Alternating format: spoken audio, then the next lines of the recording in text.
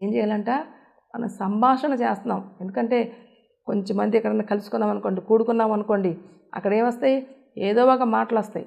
కానీ ఆ మాటలు ఎలాగ ఉండాలి అని చెప్పి ఇక్కడ దేవుని వాక్యం తెలియజేయబడుతుందంటే, ప్రతి మనుషునికి ఎలాగో ప్రత్యుత్తరం ఇవ్వాలో, నువ్వు ఎలాగ జవాబు చెప్పాలో, ఏ విధంగా ప్రత్యుత్తరం ఇవ్వాలో నీకు తగిన సమయంలో జ్ఞానాన్ని ప్రసాదిస్తాడు. ఎందుకంటే మన దేవుడు అనంత జ్ఞాని కాబట్టి మనం కూడా ఎలాగ మాట్లాడాలంటే జ్ఞానము కలిగి మాట్లాడాలి.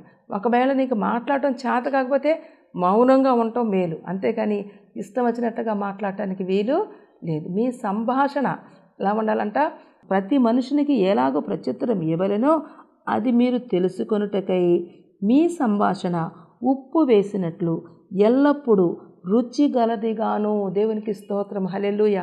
దేనిలో రుచి కావాలన్నాడు ఇప్పుడు దేవుడు? మన సంభాషణలో రుచి కావాలి.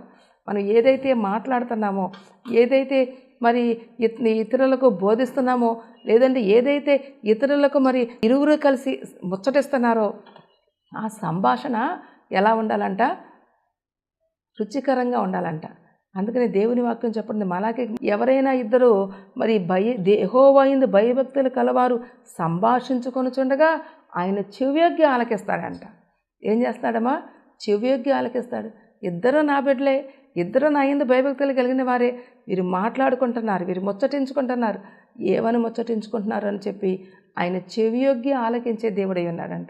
ఎలాగ సంభాషిస్తున్నావు, ఏ విధంగా మాట్లాడుతున్నావు, ఏ విధంగా జీవిస్తున్నావు, ఒక్కసారి మనలను మనం పరిశీలన చేసుకోవాలి.